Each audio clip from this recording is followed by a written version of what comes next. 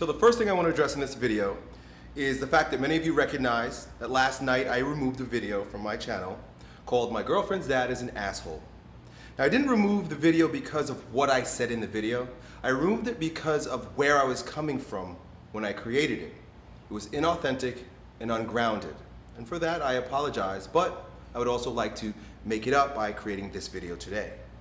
The content of the video is that our friend is in love with a girl. They're 22 years old, and they live in Egypt, and the father of the young lady does not approve of their relationship for whatever reason, even though our friend wants to propose, or perhaps has already proposed to this woman. The father has created a situation where our friend cannot get in touch with this girl. He's distraught. And he's wondering, how can he appeal to the father? How can he get through and create a situation where he can be with his beloved? And the way I would like to see you approach this from the depths of my soul, from my core, from my heart, is to see you work on befriending the father. I know that if there's going to be a young boy that I approve of in dating one of my daughters, it will be a boy that I have a connection point with. So often I'll joke, even though my children are very young right now, I'll joke and I'll say that the boy that comes and dates my daughter had better be able to deadlift, or at least attempt lifting a stone at my gym.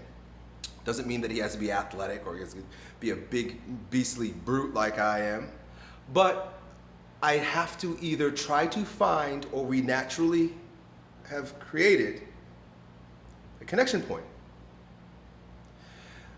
And what you need to find with this father, if he doesn't hate you just yet, because that might be the case, but you always can redeem yourself, is a connection point. So instead of looking at what you want, look at the obstacle and how you can get through it.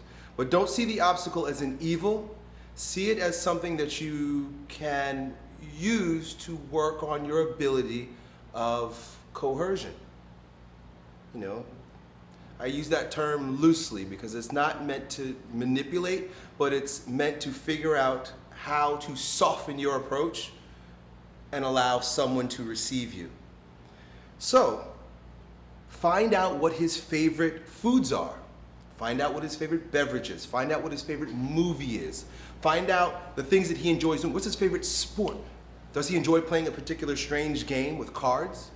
Find out what really makes him happy but is a bit quirky. Something that's a little, it's interesting that you enjoy this card game. Go and figure out how to play that card game. And invite him out one evening and say, hey, look, you know, I know we've had our rough patches.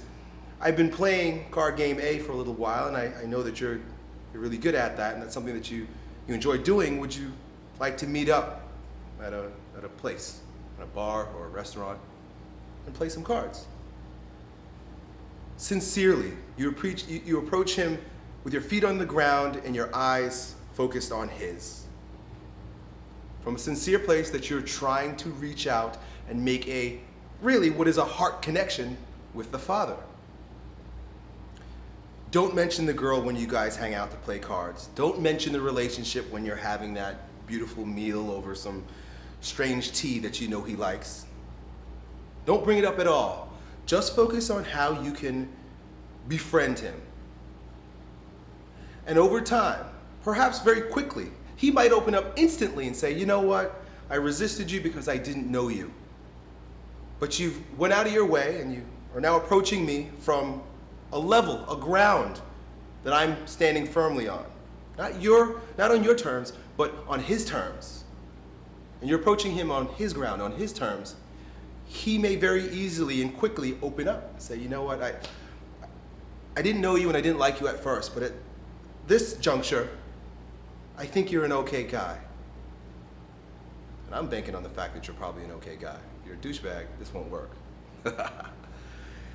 Once you get through to him, again, in a very businesslike and grounded fashion, not head in the sky, excited and in love, but very pragmatic, practical, grounded, and businesslike, you approach the topic of his daughter. And you speak in terms of concreteness. not love, not poetry. You don't want to appeal to his poetry right now. It doesn't sound like he's a very poetic man to begin with. You explain what your intention is. Don't talk about how you feel. He's probably not interested in how you feel. He's probably more interested in your intention. This is my intention with your daughter. And you spell it out like it's a fucking business plan that you're selling. You're selling to a potential investor. Very clear, very grounded.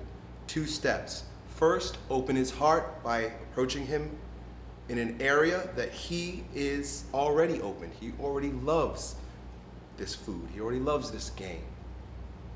And number 2, you appeal to his mind by speaking in very practical terms about your intentions with his daughter. Good luck, buddy.